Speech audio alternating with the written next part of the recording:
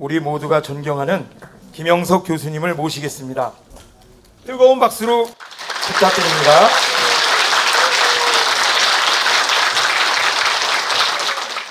우리가 생각하고 있는 것보다도 6.25 한국 전쟁은 우리 민족 역사에서 가장 큰 비극, 다시는 있을 수 없는 비극을 만들었고, 또 6.25 전쟁 때문에 전 세계가 관심을 모은 사건이었습니다.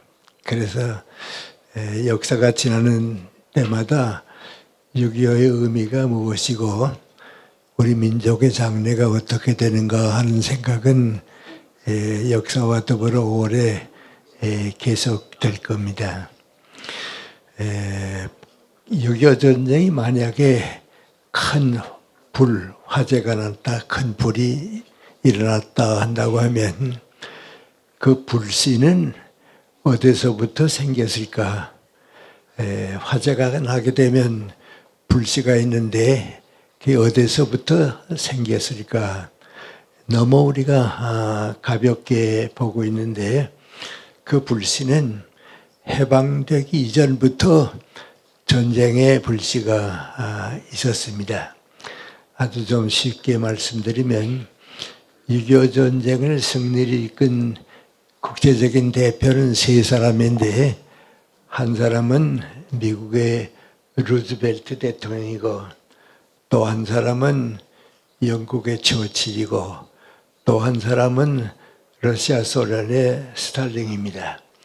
이 세 사람이 이제 중심이 돼서 2차 대전을 승리를 이끌었기 때문에 이 세 사람은 항상 모여서 또 부하들을 통해서 2차 세계대전에 대한 걱정도 하고 그래서 전쟁이 이제 끝나게 됐는데 1945년입니다. 그런데 그 전쟁이 끝나면서 전 세계가 두 가지 약속을 받았습니다. 그 하나는 지구 위에 식민지는 다시 있을 수가 없다. 그래서 모든 식민지가 해방됐습니다.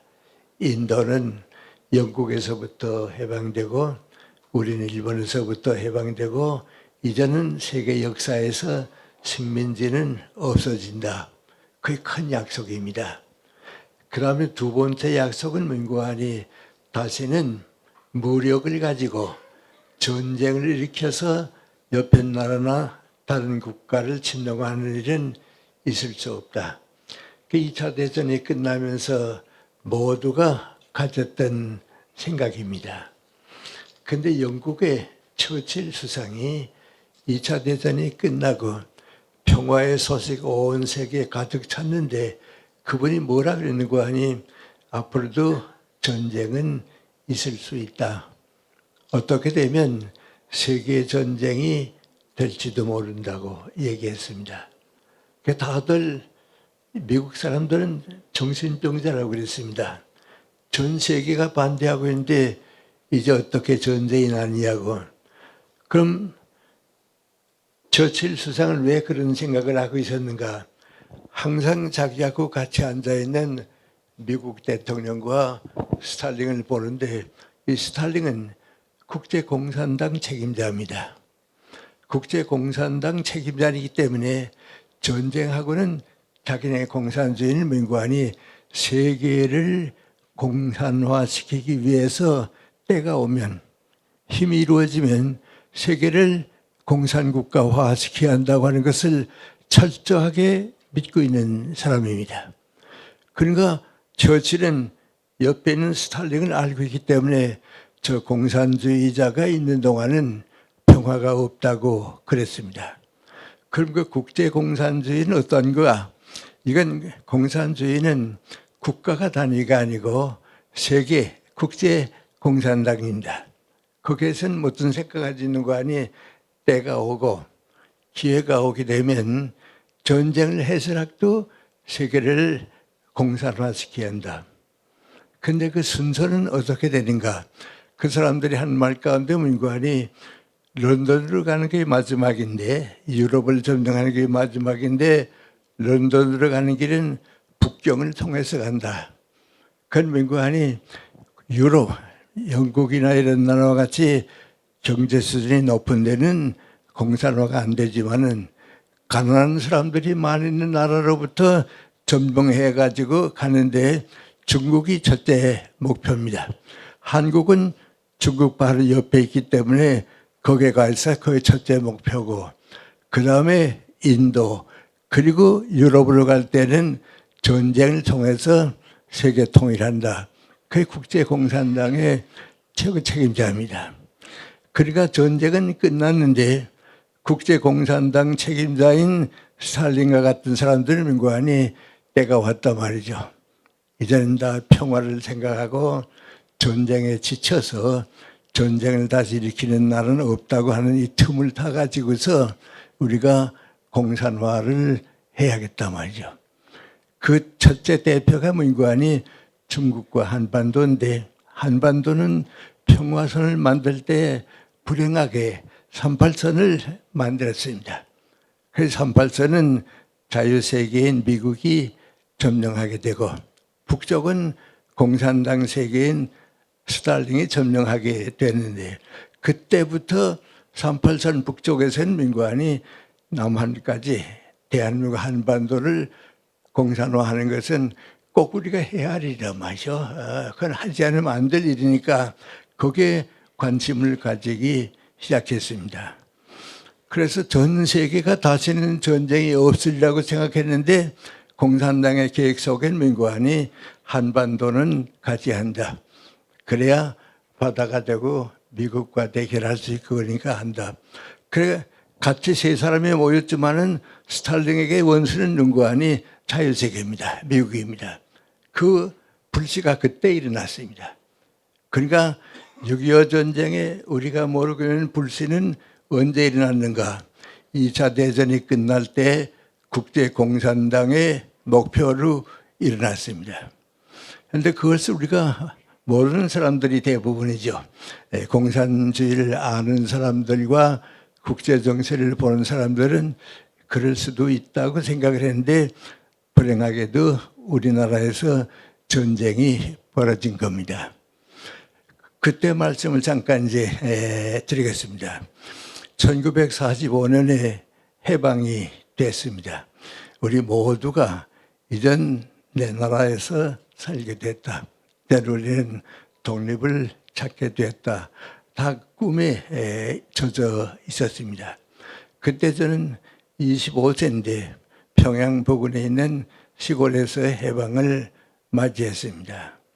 그런데 우리 고향이 바로 만경대입니다. 만경대 접한 곳인데 그 만경대는 김일성의 고향이 있는 곳입니다. 김일성은 거기서 부모 밑에 있어 살진 않았습니다. 살진 않고 고향이 거기에 있고 어머니 편을 따라서 칠골 하리로 가서 거기서 자라가지고 창덕초등학교를 다니고 그랬는데 제가 그 학교에 다녔습니다. 5학년, 6학년을 다녔는데 해방되고 한 열흘쯤 됐을 때입니다.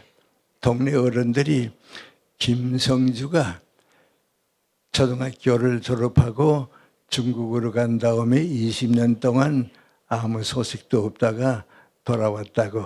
그러니까 우리 고향 사람들이 모여서 20년 만에 돌아온 그 김성주를 이제 환영하자. 그래서 모임이 생겼습니다. 대부분이 교회 지도자고 장로님들이고 그리고 저는 그때 뭐 젊은 나이였는데요.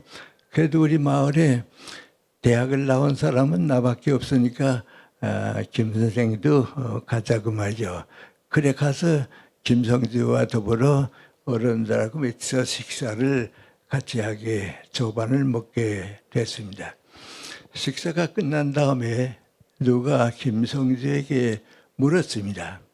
20년 만에 고국에 돌아왔는데 앞으로 해방되고 우리나라가 어떤 나라가 됐으면 좋겠냐 그랬습니다. 그랬더니 김성주가 하는 말이 뭔가니 초등학교 학생이 숙제를 외워가지고 선생님한테 얘기하는 거 마찬가지로 뭐 이런 거 아니면 앞으로 우리나라는 첫째가 친일파 숙청이고 두 번째가 전 국토를 나라가 차지하는 거고 세 번째가 모든 생산 공장이나 경제기관은 이건 나라가 하지 개인은 못한다고 말이죠.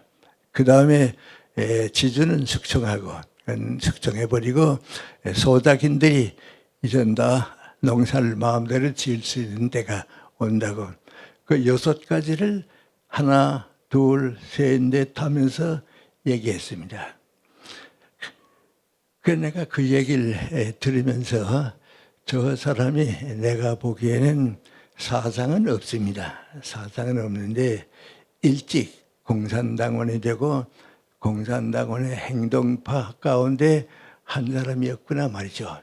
그렇지 않고는 첫째, 둘째 얘기할 수 없고 설명은 없습니다. 그렇습니다. 그때 다음에 지난 다음에 말입니다. 그때는 아니고 내가 만약 그때 김성주에게 묻기를 우리나라는 기독교 국가고 당신 가정 전부가 외삼촌은 목사고 기독교 사회인데 종교는 어떻게 생각하느냐 그렇게 물었으면 김성주가 뭐라고 그랬을까?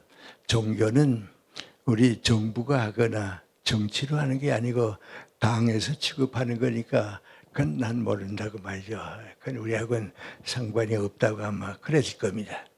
그래서 이 북한을 살아본 사람들은 압니다만은 종교, 기독교가 다 없어졌는데 그건 전부 당에서 했지 정치가 관여하지 않습니다.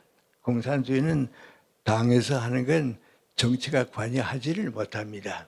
그래서 그런 이제 얘기를 가지게 됐습니다. 그래서 뭔가 김성수가 걱정스러운 사람인데 뭐 그 한 사람 가지고 뭐라고 얘기하겠냐고 나는 이제 고향에 머물고 성조는 평양으로 가서 뭐 하는지는 난 이제 잘 모르지만은 그때만 보고는 헤어졌습니다. 그런데 그 해 10월 달입니다. 이게 해방이 이제 8.15인데요. 10월 달에 북한에 아주 큰 소식이 들려왔습니다. 서재필도 한국에 오면 서울로 갈 사람이고 이승만도 한국에 오면 서울로 갈 사람이고 김구도 돌아오게 되면 서울로 갈 사람인데 다 우리나라를 앞으로 이끌어갈 사람은 다 서울로 갈 사람이고 김일성 장군만은 만주에 있어서 오니까 우리 평양으로 올 것이다. 근데 김일성 장군이 평양에 왔다가 서울로 갈지 안 갈지는 모르지만은 하여튼 평양으로 올 것이다. 그 생각이 많은 사람들에게 똑같이 있었습니다. 근데 10월이 되니까 소식이 들려오는데 문관이 김일성 장군이 왔다. 돌아왔다 말이죠. 환영회를 평양 공설운동장에서 해야겠다고 말이죠. 그래서 전 북한에 있던 사람들이 김일성 장군을 보러 가자고 모였습니다. 그래서 아주 운동장에 가득 모이고 조만식 장로님 같은 분도 이제 다 기다리고 있고 그랬는데 스키코 장군이 안내해가지고 이제 김일성 장군이 여러분 앞에 나타나겠다고 나왔는데 바로 그것이 30대 초반인 김성주입니다. 그러니까 이제 우리 고향 사람들은 성주인데 성주가 어떻게 김일성 되느냐 그러고요. 많은 사람들은 민관이 속았다 말이죠. 이건 뭔가 작전이 있다 말이죠. 속았다. 그래서 됐습니다.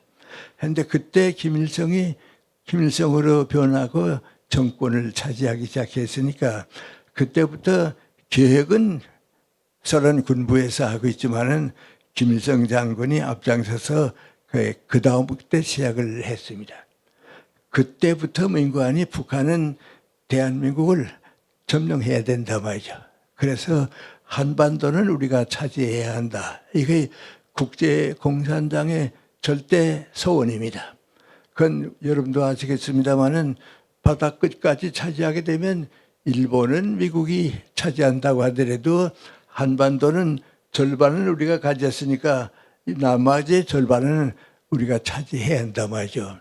그건 아주 암암리의 약속입니다. 그리고 저는 이제 그 소식을 듣고서 뭔가 잘못되고 있다 말이죠. 그렇다고 해서 내 고향을 버릴 수도 없고 하니까 어떡하는가 하다가 우리 고향에 중고등학교를 자그마하게 만들었습니다. 시설은 있었습니다. 또 초등학교도 있었는데요. 거기에 제가 좀 도와주고 교장도 하고 그랬으니까 그 학교를 운영하면서 교육을 하고 있는데 점점 공산화가 시작하고 김성주가 한 얘기가 그대로 진행되는 겁니다. 근데 제일 첫째가 누군가 하니 우리 학교를 재정적으로 돕던 김현석 장로님이라고 계시는데 그 장로님이 조만식 장로님하고 아주 가깝습니다. 함께 이제 조선민주당을 해보는데요. 날 찾아와서 하는 말이 뭔가 하니 공산주의가 다 이제 세력을 뻗기 때문에 이 학교를 운영할 수가 없고 나는 38선 넘어서 서울로 가기로 했다고 말이죠. 김생도 기회가 오면 떠나야지 여기서는 이제 일을 더 못하겠다고 말이죠. 그래서 김현석 장로님은 오다가 떠나질 못하고 고향에 38선 넘어오기를 원하고서 고향에 노모님 80 넘은 어머님이 계셨는데 그 어머님한테 작별 인사를 하고서 나가다가 보안군, 북한 군대에서 붙들려서 행방불명이 됐습니다. 그리고 후에 우리 교회 김철은 목사님은 그 후에 되니까 말이죠. 목사님이 공산주의를 반대하기 때문에 언제 어떤 어려움을 겪을지 모르니까 우리가 보호해드려야 한다고 그때는 산정형 교회가 계셨는데요. 그 김철은 목사님은 교회에서 절대로 혼자는 있지 않게 했습니다. 혼자 있으면 언제 공산당에서 납치할지 모르니까 전도 부인이 따라다니고 또 사모님이 옆에 있고 혼자 간 일은 절대 없이 보호해 드리는데 한 번 김철은 목사님이 전화를 받았습니다. 그랬더니 목사님을 찾아오던 사람이 옆에까지 와서 전화를 걸고서 나 여기 좀 들렸다가 목사님 모시고 같이 가십시다 하고 전화니까 김철은 목사님이 그 전화를 받고서 거기까지 왔냐고 그럼 내가 나갈게 나가서 같이 가자고 말이죠. 그때 혼자서 한 15분 걸어가는 거리밖에 안 돼 떠났습니다. 그 다음엔 누가 어디 갈지 모릅니다. 그래서 그걸로 끝났습니다. 그 사모님이 이제 서울 6.25 때 서울로 오셨고요. 따님도 오셨습니다. 그 따님을 만나서 내가 물어봤습니다. 그랬더니 그 15분 동안에 소식 없어지고 말았다고. 그 다음엔 전혀 아무 소식도 모른다고. 그게 바로 뭔가 하니 당에서 하는 일은 누구도 할 수가 없습니다. 그 나보고 물어보라 그러면 6.25 전쟁을 북한에서 언제쯤부터 생각했는가. 공산당 간부는 그때부터 준비했고요. 김일성 정권이 좀 굳어지기 시작하니까 이제는 대한민국을 남쪽을 우리가 차지해야 한다는 건 아주 공식입니다. 그건 그렇게 하기로 돼 있습니다. 그리고 이제 얼마 있다가 저는 서울로 왔습니다마는 우리 대한민국이 수립이 됐습니다. 이승만 대통령이 정부를 만드는데 2년도 되기 전에 6.25 전쟁이 일어났습니다. 그러니까 전쟁은 하루 이틀 동안에 일어나는 건 아닙니다. 지금 우리 우크라이나 전쟁을 러시아 푸틴이 일으키는데 다 몇 해 동안 계획한 전쟁이지 오늘 아침에 하는 게 아닙니다. 지금 중국이 대만을 소유하려고 하는 것도 지금 벌써 몇십여 년 동안을 공사하고 있고 그렇습니다. 그 북한 간부들은 민구안이 언제 기회가 오게 되면 남반부, 남한을 점령하느냐 말이죠. 근데 제일 중요한 게 민구안이 대한민국이 자리 잡기 전에, 완전히 자리 잡기 전에 해야 한단 말이야. 그리고 있는데 미국이 한 가지 실패한 게 있는데 그 민구안이 에치슨 국무장관을 통해서 뭐라 했는 거 아니 한국 한반도는 남반부에 우리가 있지만은 해방하기 위해서 우리 미국은 다 철수하겠다고. 그리고 우리 미국이 가지고 있는 방어선은 한반도는 들어가 있지 않다. 일본은 우리가 책임지지만은 한반도는 우리는 철수하고 자유로운 정부를 지켜서 독립시키겠다 말이죠. 그 성명을 했습니다. 그러니까 북한에서는 됐다 말이죠. 미군이 철수하고 미국이 국방선언에 방어선언에 안 들어가겠다고 하니까 그 기회를 노리겠다 말이죠. 다 준비했습니다. 다 준비했습니다. 그 준비한 것 가운데 한 가지만 말씀드리면 6.25 전쟁이 나는 해에 3.1절을 맞이했습니다. 그때 평양역에서부터 서평양역까지 평양을 쭉 가는 큰 길인데 거기에 탱크 부대가 쭉 다녀왔습니다. 그리고서는 다시 평양으로 왔는데 평양역으로 왔는데 어디 가는지 모릅니다. 그 탱크가 다 어디가 없어졌습니다. 왜 그랬냐면 평양역을 널판을 쭉 둘러막고서 여기 아시아에서 제일 큰 정거장을 만든다고 그리고 탱크를 전부 거기에다 갖다가 모아놨습니다. 3.1운동 때입니다. 그건 뭐인관이 6.25 전쟁을 계획하고 있으니까 거기서부터 출발하는 준비를 다 하고 그랬습니다. 그러니까 그때 우리가 좀 알았어야 하는데 말이죠. 그건 모르고 건국초니까 말이죠. 혼란기가 되고 그랬고 좌파들은 또 자꾸 이제 사회를 혼란스럽게 만들고 그런데 6.25 전쟁이 났습니다. 그런데 6.25 전쟁 나기 전에 그때 계신 분들은 잘 압니다마는 평양에서 우리 한국 정부에게 두 가지 요청을 해왔습니다. 첫째 요청은 민관이 조만식 장로를 너희 대한민국으로 보내줄 테니까 서대문 형무소에 수감되어 있는 이주하, 김삼용 이 두 사람은 대한민국의 공산당 책임자인데 그 두 사람하고 교환하자 말이죠. 그걸 정부가 하게 되면 우리가 믿지 않겠으니까 김창준 기독교 대표 속해 가지고서 발표해서 우리가 이전 북한에서 평화를 제안해 오는 것 같다 말이죠. 받아들이냐 마느냐 좀 생각해 보자 말이죠. 그렇게 됐습니다. 그리고 북한에서는 제일 염려스러운 것이 민관이 미군이 철수했다고 해도 탱크도 다 가져가고 무기들 다 가지고 갔는지 거의 그냥 대한민국에 있는지 점검을 해야 합니다.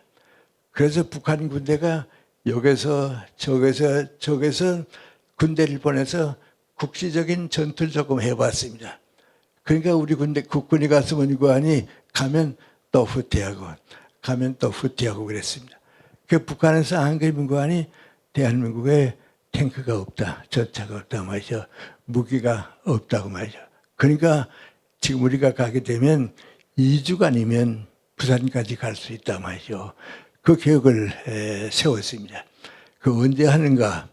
6월 25일 바로 이제 일요일로 들어가는 토요일인데 말이죠. 토요일 0시를 잡고서 다 준비를 하고 있었습니다. 그럼 그때 우리 대한민국은 어떻게 했는가? 솔직히 말씀드리면 대단히 철없이 지났습니다. 하루를 다쓰지 못했습니다. 우리 김석원 장군이라고 있었는데요. 그때는 6.25 전쟁 때 사단장을 지낸 분입니다. 그분이 6.25 전쟁 끝난 다음에 삼천리인가 한 잡지에 다 발표했습니다. 6.25 전쟁 날 때 우리 국군은 뭐 하고 있었는가 하는 걸 다 발표했는데 그걸 보게 되면 뭐라고 하는 거 아니? 우리 지금 저희 대통령실이 거기에 이제 영산에 그 국방부입니다. 국방부 정사추에 육군회관을 그때 만들었습니다. 그래서 우리나라 육군이 여기에 큰 서울 회관을 만들고 지금 말하면 거기서 파티도 열고 회의도 하고 그 회관인데 막 지금 보면 아무것도 아니더만 그때는 그 회관을 아주 크게 만들고선 말이죠. 그리고 낙성식을 했습니다. 낙성식 행계 민관이 6월 25일, 24일 저녁 때입니다. 저녁 때 낙성식에 육군 간부들은 다 여기 와서 파티에 참석하라고 말이죠. 그 일선에 있는 군단장, 사단장, 연대장들이 다 그 파티에 와서 술 마시고 파티를 열고 그랬습니다. 그리고 그 다음날은 일요일 다음날은 이제 토요일이니까요. 일요일은 공휴일이니까 문관이 전국의 군인들에게 휴가를 줬습니다. 그 휴가를 줘서 일요일은 집에 갔다 오고 다 쉬라고 말이요. 그랬으니까 북한에서 내려올 수 있도록 다 문을 열어놨는데 그 공산당 책임자들에게서 우리 정부가 이용당한 겁니다. 그리고 이제 6.25 전쟁이 터졌습니다. 터졌는데 일요일이 됐습니다. 제가 오후 2시에 무슨 광화문에 볼 일이 있어서 나갔는데 서울이 온통 아주 혼란에 빠졌습니다. 방송에 들려오는데 지휘관들은 군단장, 사단장들은 다 빨리 복귀하라고. 그리고 휴가 나온 군인들은 전부 원대로 돌아가라고 말이죠.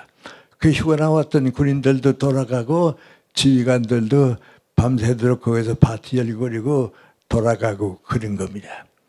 그래서 저도 그때 나가보고서 민관이 이건 전쟁이로구나 말이죠. 이건 큰 전쟁이로구나 말이죠.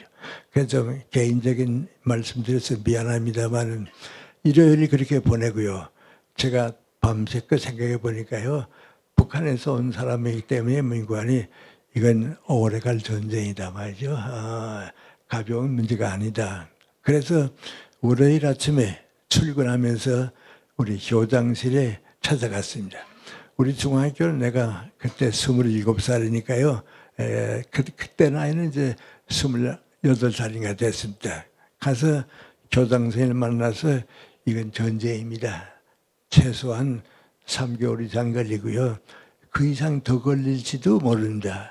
그러니까 우리 지금 학생들에 받은 돈이 다 은행에 적금돼 있는데 그다 찾아서 3개월씩의 봉급을 좀 미리 줘달라고 말이죠.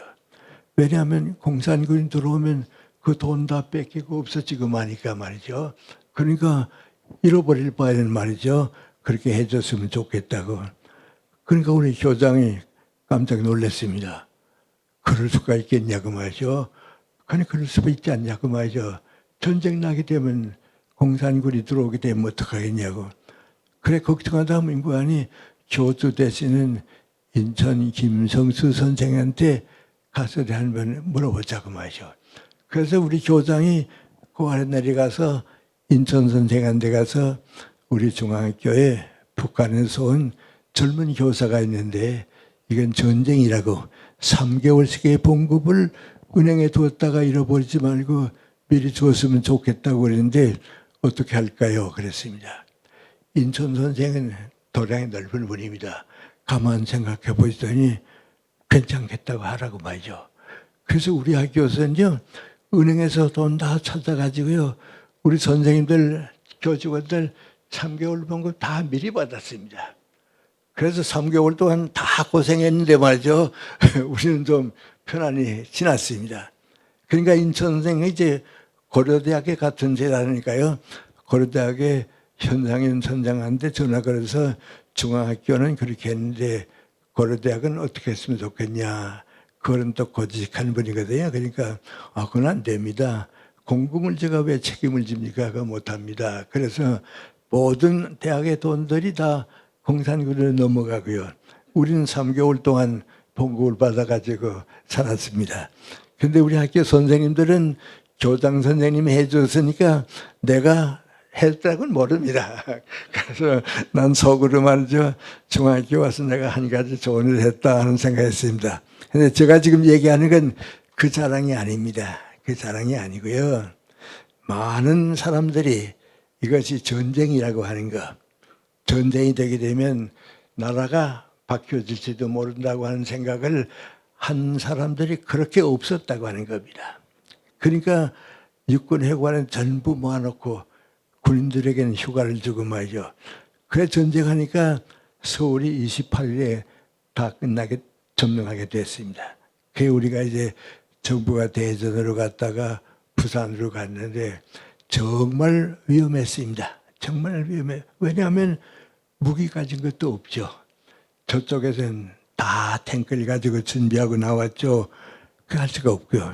거기에다가 이제 미국에서 떠난 해병대가 오다가 폭풍을 만나가지고 2주간이 늦어졌습니다. 그 부산에서는 우리 임시정부가 있는데 걱정했습니다. 그래서 무슨 걱정까지 갖는 거 아니 공산군이 부산까지 들어오게 되면 군경가족은 전부 희생됩니다. 그러니까 군경가족은 일본 오키나와로 피난 보내자. 그리고 그 다음엔 크리스찬들이 희생당하니까 크리스찬들은 제주도로 보내야겠다 말이죠. 그렇게 계획하고 있을 정도로 어려운 데 있다가 구출을 받아서 지금 이렇게 된 겁니다.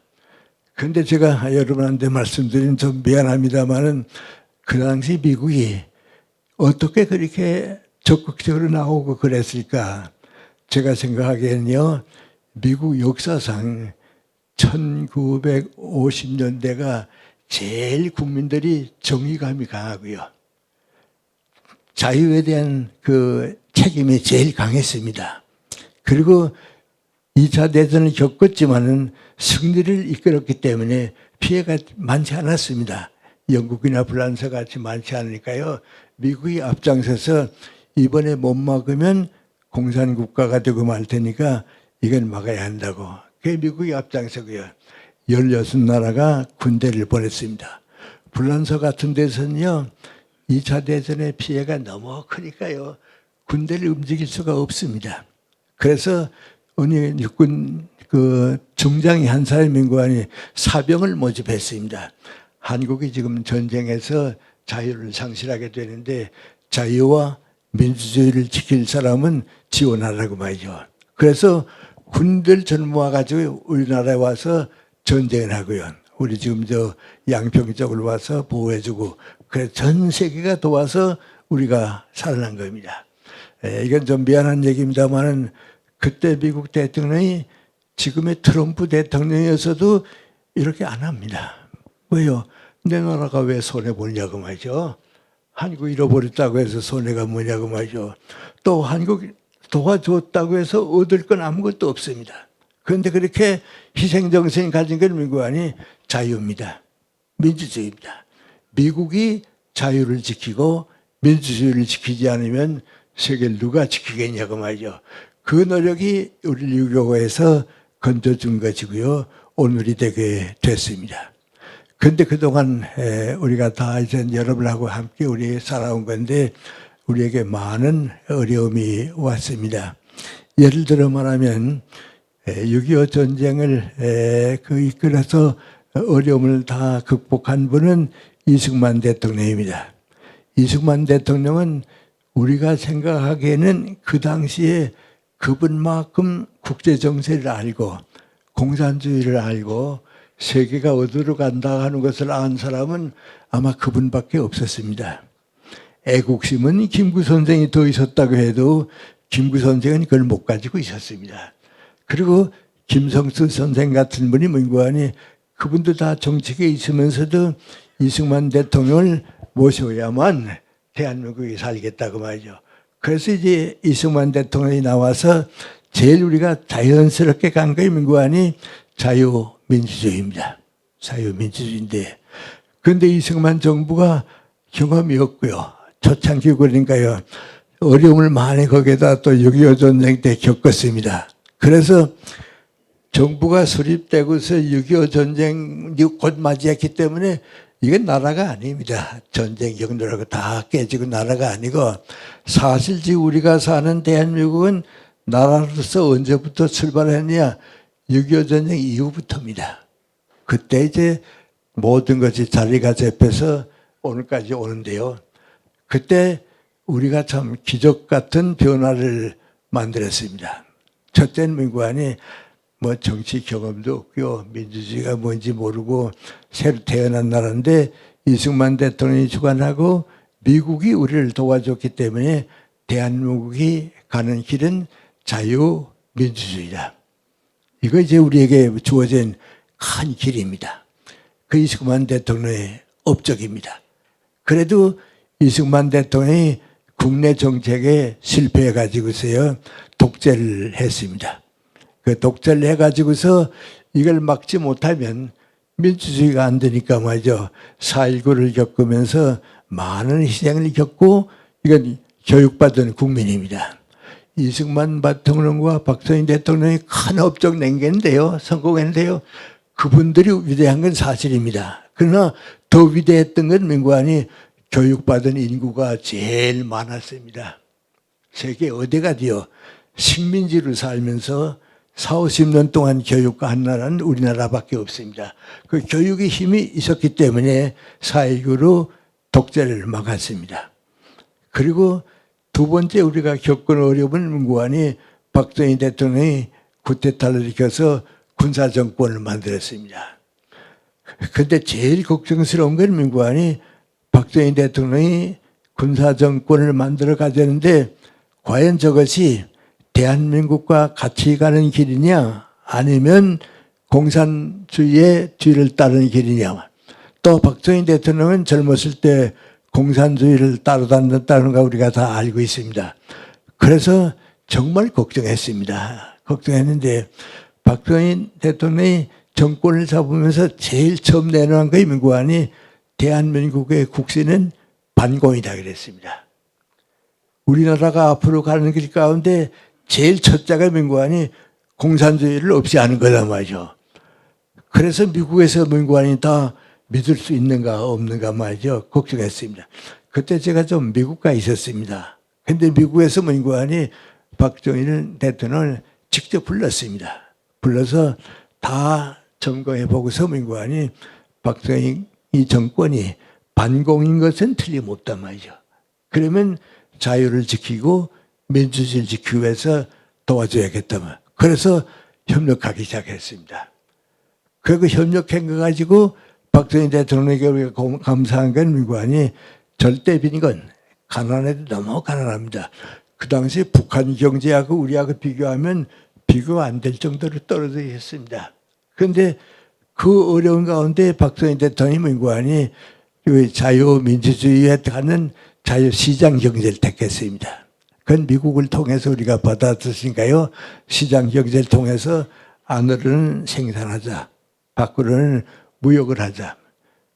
그걸 그때 시작했는데 박정희 대통령이 그 시작한 것도 민관이 교육받은 인구가 많아서 그렇습니다. 회사를 운영한. 그거 없으면 안 됩니다. 필리핀 보세요. 우리보다 잘 살던 나라인데 아직도 우리보다 많이 떨어지지 않으세요? 왜냐하면 국민교육을 받지 못했으니까 그렇습니다. 근데 이 국민교육은 언제부터 됐는가? 3.1운동 때부터 됐습니다. 내가 봐도요, 3.1운동 때부터 시작해서 해방될 때까지 식민지로 있으면서 그렇게 교육이 발달된 건 이건 세계에 없습니다. 세계 어디 가도 없습니다. 그걸 우리가 이뤄냈습니다. 그 박정희 대통령이 경제를 살려주게 되니까요. 이제는 자유민주주의에서 정치 노선이 생기고 경제가 완전하게 되니까 이제는 나라구실을 하게 됐습니다. 그 나라구실을 했다고 하는 게 뭐냐 말이죠. 세계가 인정하는 민주주의 국가가 되는 겁니다. 그럼 어떻게 되느냐. 독재 정권이 없어지고 군사 정권이 없어지고 문민정부가 김영삼 대통령 때 들어올 때 이제 우리는 민주국가다. 그럼 지금까지 있었던 국가하고 뭐 다르냐? 지금까지 있었던 국가는 권력국가입니다. 권력을 가진 사람이 지배하니까 독재가 되고요. 군인이 정권을 잡으니까 독재가 되는데 이 둘을 다 이겨냈습니다. 그리고 이전 와의 김영삼 대통령 때 민관이 문민정부가 됐다고 하는 뭘 하는가? 권력국가가 법치국가로 변한 겁니다. 이건요, 공산국가는 아직도 거의 못 되고 있습니다. 후진국가 가운데 독재국가와 권력국가를 넘어가지고 법치국가로 가기 위해서 지금 동남아시아가 다 노력하고 있는데 우리는 40년 동안에 해냈습니다. 그래서 전 세계가 이젠 대한민국은 우리와 같이 갈 수 있는 나라다 그랬습니다. 그런데 이제 남은 건 우리 특별히 우리 북한에 관심 가지고 있으니까 우리인데 그럼 이렇게 갈라놓은 것은 이건 대한민국이 이루어지기 전부터 벌써 반란하는데 통일이 될 수 있는가 하는 겁니다. 그래서 정부가 될 때마다 통일해보자 하고 많이 노력했습니다. 많이 노력했는데 그건 사실은 안 되는 겁니다. 왜냐하면 북한이 가는 공산정권은 강물이 여기에 있고 우리가 가는 대한민국은 강물이 일로 갑니다. 그러니까 이 강물이 하나가 돼야 민족이 통일되지 가는 방향이 다르니까 안 됩니다. 그래 그걸 그래도 해봐야겠다. 또 국민도 원하니까 말이죠. 제일 먼저 생각을 가졌던 사람이 누구 아니 김대중 대통령입니다. 그래서 일부에서는 저 바라먹었지만 내가 보기에는 김대중 대통령이 지금까지 우리 이승만 대통령 이후에는 제일 정치의식이 높은 사람입니다. 그래서 빨리 해방을 통일해야겠다. 그래서 북한에 가서 김정일 만났습니다. 김정일이 만나가지고서 쭉 보고 나니까 그분이 다 보고 와서 한 말이 뭐고 하니 통일은 해야겠는데 경제 차이가 너무 많다.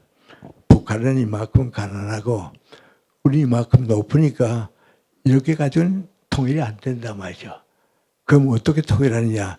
경제적으로 우리가 도와줘서 북한 경제가 비슷해질 때가 되면 통일된다. 얼마쯤 걸릴 것 같은가. 김대중 대통령이 하니 15년 이상이 걸릴 거다. 17년쯤은 걸릴 거다 말이죠. 그래서 우리가 그걸 받아들였습니다. 다 그걸 받아들여서 들고 하니 그러면 우리가 할 게 뭐냐. 북한에 도움을 주자 말이죠. 경제적으로 도움 주자. 그래서 정부도 하고요. 민간도 하고요. 우리가 모르는 거요. 많이 도와줬습니다. 정말 많이 도와줬습니다. 예를 들어 말하면 우리 대한민국에서 유명한 가수가 북쪽에 가서 노래 부르러 가잖아요. 그럼 우리는 다 생각하기를 대한민국의 음악의 노래를 북한에 전달하기 위해서 갔다는 그게 아닙니다. 북한에서 오라 말이죠. 얼마 주겠냐 말이죠. 얼마 주겠냐 말이죠. 100만 불 달라 말이죠. 500만 불만 주면 와서 공연해라 말이죠. 그랬습니다. 한 번 우리 서울시 오케스트라가 갔다가요. 선교만 가지고 왔다 그래서 도로 쫓겨온 때가 있습니다. 그만큼 많이 갖다 줬습니다. 그런데 그것이 이제 생각하면 잘못이었습니다. 왜냐하면 강물을 같이 가는 배가 이쪽 배하고 이쪽 배하고 대화도 할 수 있고 한길 가겠는데 북한은 이쪽 강을 가고요. 우리 이쪽 강을 가니까요. 손을 잡을 수가 없는데 돈만 갖다 줬습니다. 결과적으로 어떻게 했는가. 북한의 무력만 키우고요. 원자 핵문제를 만들어 왔으니까요. 이제는 군사력은 핵무기는 북한이 올라가고 우리는 핵무기를 못 가지고 있고요.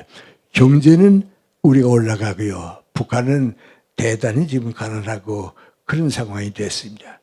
이제 김대중 대통령은 통일을 위해서 남북관계를 왔다 갔다 하게 했는데 북한에서 그 기회를 이용해 가지고 서민관이 공산주의 사상을 남쪽에 자꾸 불어넣기 시작했습니다.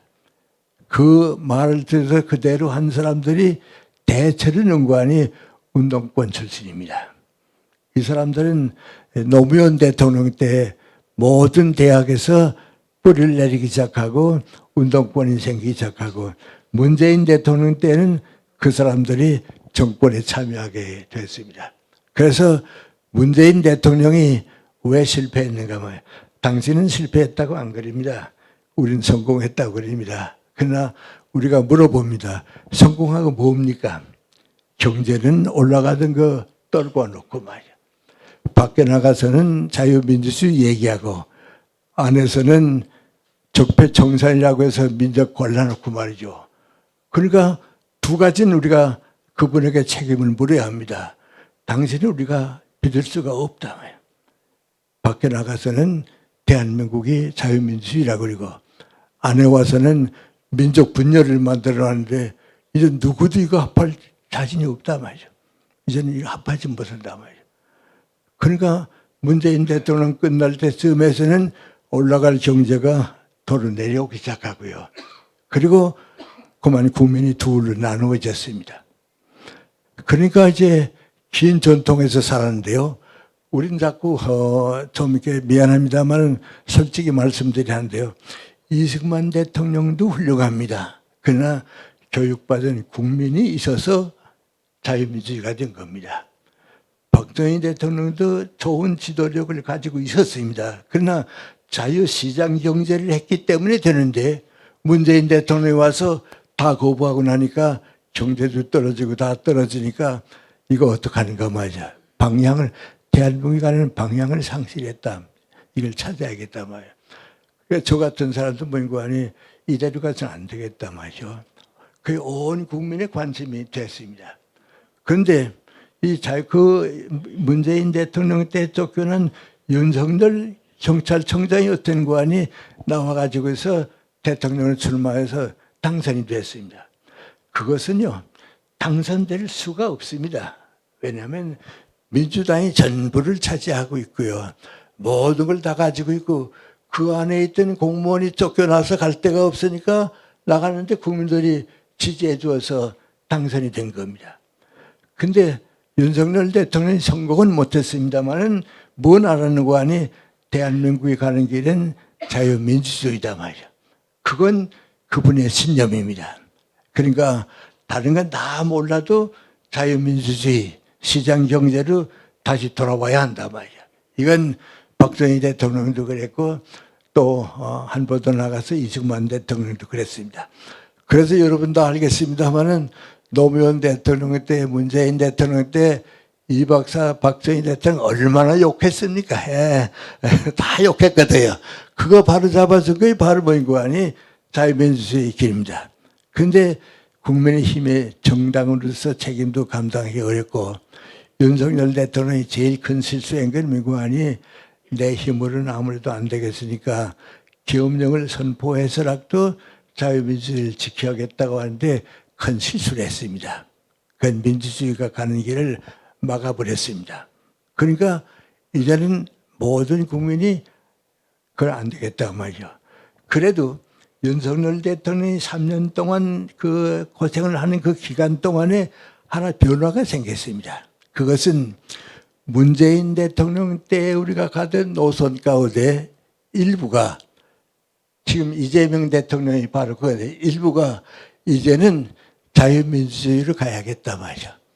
실용경제로 가야겠고요. 자유민주주의로 가야겠다. 우리 실용주의라고 하는 말을 내가 시간이 없으니까 설명을 못하는데요. 그건 뭐하니 모든 정치하고 경제하고는요. 그건 실용주의로 갈 수밖에 없습니다. 왜냐하면 더 많은 국민이 자유를 누리고 행복하게 사는 길이 뭐냐? 실용주의 열매밖에 없습니다. 투쟁이 아니고 대화를 해야 한다. 싸우는 게 아니고 협력해야 한다 말이야. 그래서 정책에서 이기는 것을 국민이 따라가야 한다. 그걸로 영국도 성공하고 캐나다도 성공하고 미국이 세계를 지배하는데 그 길은 가야겠다 말이죠. 그 이재명 대통령이 대통령 당선되면서 민주당에서 뭐이 없어지는 거 아니? 내가 보기에는 운동권이 없어졌습니다. 북한 따라가던 운동권이 이재명 대통령이 넘어오면서 배제되고 말이죠. 그 대신 그 사람들이 내가 보기엔 개딸로 간 것 같긴 합니다. 그러나 하여튼 표면에서는 더 멀리나고. 그래 이재명 대통령이 이제는 갈 길이 하나밖에 없으니까 민관이 나는 중도파를 택하고 실용주의를 택한다 그겁니다.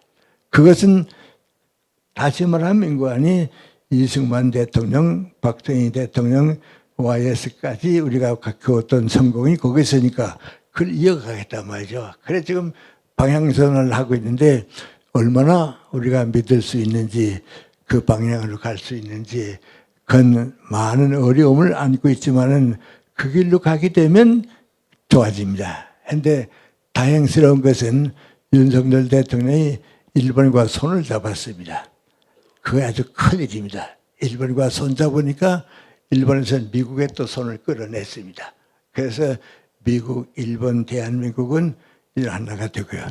이게 하나가 된다고 하는 것은 민국안이 러시아나 북한이나 중국은 이젠 그 편이 아니고 정치는 우리 이제 자유민주주의라는 걸로 방향을 정했으니까요. 우리가 지금 그 길을 찾아가고 있는데 세월이 좀 걸릴 겁니다. 그런데 이제 통일에 대한 생각을 많이 하는데요. 그동안 많이 노력했는데 실패할 걸 했습니다. 실패할 거라는 게 뭐고 하니 강이 두 개인데 북한이 가는 공산주의가 가는 강하고 대한민국이 가는 각하가 달라졌습니다. 그걸 하나가 될 때는 통일되는데요. 그거 안 가지고 안 됩니다. 그런데 다들 정권 잡은 사람이 뭐하니 북한 정권하고 대한민국의 정권이 합하면 되겠다고 생각하는데 그게 어리석은 생각입니다. 통일은 대한민국 국민과 북한 동포가 이루어진 거지 정권 손잡아서 하는 게 아닙니다. 그러니까 전 미안합니다만 그 김정은한테 얼마나 속았습니까? 예. 김정은한테 내내 속지 않았습니까? 그 사람들 민구안이 우리 길밖에 없습니다. 그런데 그 길이 하나가 돼야 합니다. 그럼 이제 앞으로 통일하는 건 어떤 통일하는가? 제 생각입니다만은 원점을 다시 돌아가야 합니다. 돌아가야 하는데 너무 서둘지 말고요. 정부가 해줄 수 있으리라 그건 안 됩니다. 세계 경제가, 세계 무대가 바뀌어져야 합니다. 세계 무대가 바뀌어질 때에 북한도 바뀌어지게 되고요. 우리는 그 길을 가고 있고 하니까 그때까지 기다려야 하는데 그때까지 우리가 해야 할 게 민구안이 자극을 주면 안 됩니다. 공산주의는요, 두 가지 원칙이 있습니다. 첫째는 민구안이 투쟁할 대상이 있어야 한다. 그럽니다. 우리가 무슨 얘기하면 그것은 그걸 이용합니다. 그러니까 항상 우리가 무슨 얘기하면 또 이용당하고 또 이용당하는데 그건 공산주의를 몰라서 그렇습니다. 공산주의는요, 미국의 레이건 대통령하고요, 요한 바오로 2세가 제일 성공한 겁니다. 선을 무너뜨렸는데 그 두 사람 모인 거 아닌 한 사람은 교황이고요, 한 사람 미국의 대통령인데요. 공산주의는 내버려두라. 내버려두라. 그럼 그 안에서 무너진단 말이죠. 그걸 가서 자꾸 자극을 하니까 살아나지 내버려두란 말이에요. 그래서 러시아, 소련이죠. 연합 세계국제공간. 소련을 어떤 관이 내버려 두었습니다. 그 안에서 다 무너져가지고 소련이 무너져서 독립국가들로 다 나눠져가지고 지금 러시아가 후진국가로 남게 되고 그렇습니다. 그래서 지금 우리가 자꾸 북한을 자극하면 안 됩니다. 동포를 위해서 기도하고 말이죠.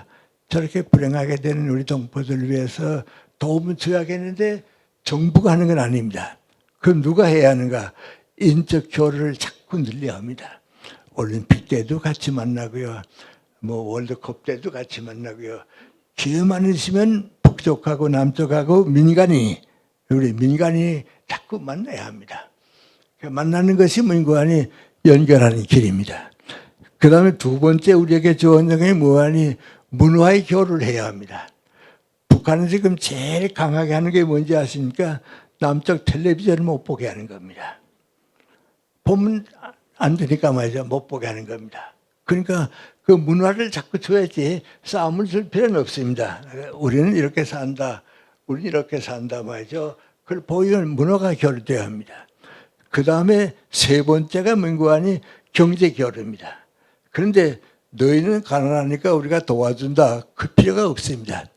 같이 살아서 너희도 잘 살고 우리도 잘 살자. 예를 들어 말하면 북한 사람들이 지금 직장을 못 가지니까 다 러시아로 팔려가는데 말이죠.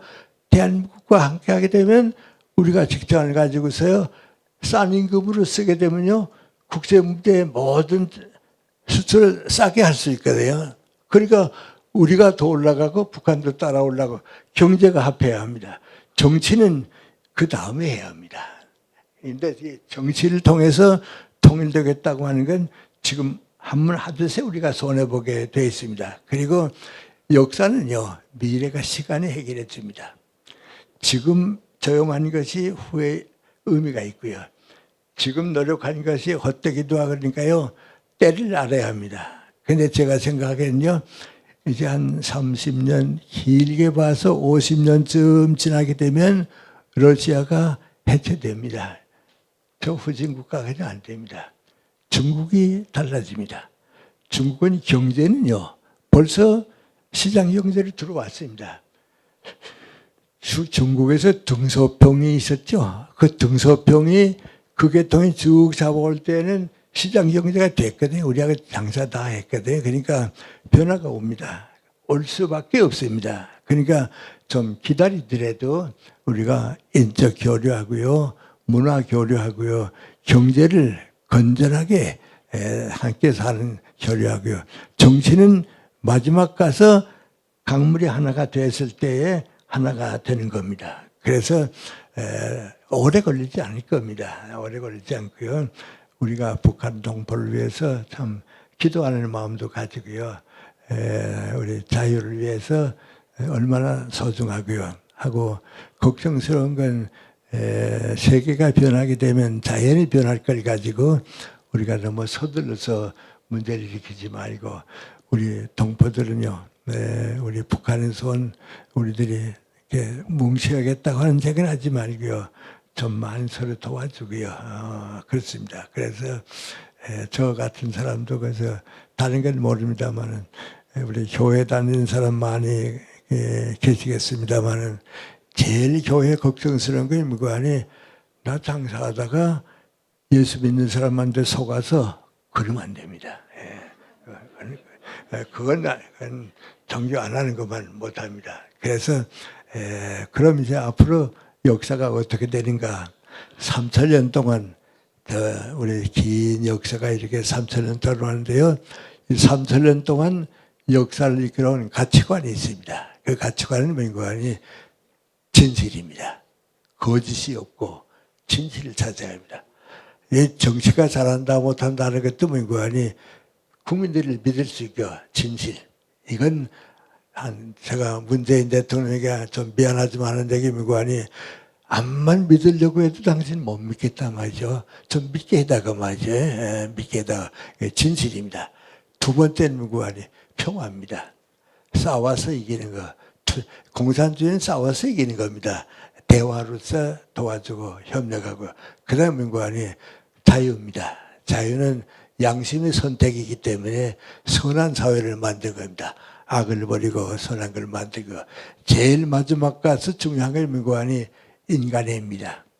인간이기에 서로 사랑하고 인간이기에 서로 위해주고 국종이 있어서 문제가 아니고 인간은 어디든지 하나가 될 수 있다고. 우리가 지금 노마 교황청에 교황이 바뀌었다 뭐 가지고 관심 가지죠. 그 무슨 이렇게 큰일인가 그러지만 교황청이 가지고 있는 제일 큰 뜻 가운데 뭐인 거 아니 하나님의 사랑 안에서는 온 인류가 하나다. 온 인류가 하나다. 많은 사람이 자유를 누리고 평화를 누리고 행복하게 사는 거지 나 혼자 우리 정당만 또 우리나라만 그게 아니다 말이죠. 그 인간입니다. 우리 영어로 휴머니즘이라고 합니다. 그래서 이 세 가지는 이거 좀 더 많은 네 가지는요 우리의 신념입니다. 어디 가든지 거짓 없이 살자, 진실하자 말이죠. 정치가 암만 그래도 정직하게 이겨야 된다. 두 번째는 뭐가니 평화로워야 한다. 그리고 자유를 소중히 여기고 양심 있는 대로 살아야 한다. 그리고 마지막엔 인간이기에 서로 사랑할 줄 아는 마음을 가지고요. 이 네 가지만 우리가 꼭 가지고 있으면요 통일은 언젠가 옵니다. 그건 옵니다. 물은 높은 데서 낮은 데로 흘러가게 되어 있습니다. 경제도 높은 물은 낮은 데로 흘러가게 되어 있으니까요. 언제가 우리가 북한 동포들에게 많은 진실과 자유와 평화와 사랑을 베풀었을 때는 통일은 안 올 수가 없습니다. 그래서 희망을 가지시고요. 우리 모두 새 출발을 하시는데 동참하셔야 하겠습니다. 그리고 우리가 빠지면 안 되고요. 우리가 모든 일에서 똑같은 생각을 가지고 북한 동포를 사랑하고 대한민국을 위하고 좀 나같이 살아줬으면 좋겠다 말이죠. 전 우리 정치 지도자들에게 항상 하는 얘기가 있습니다. 정치를 할 때 대한민국의 모든 사람이 나같이 하면 좋겠다. 그런 사람이 대통령이 되어야 합니다. 우리는요, 지방에 많은 사람들이 나같이만 살아줬으면 좋겠다 말이죠.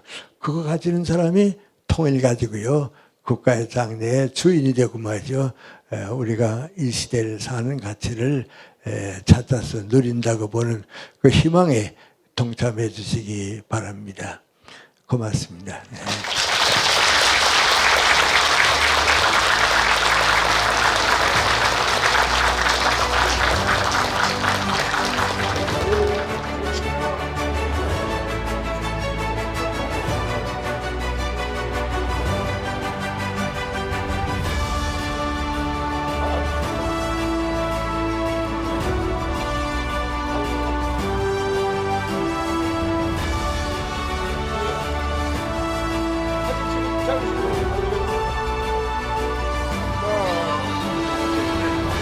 사랑하겠습니다. 김영석 선생님! 됐습니다. 아, 이게 나한테 이런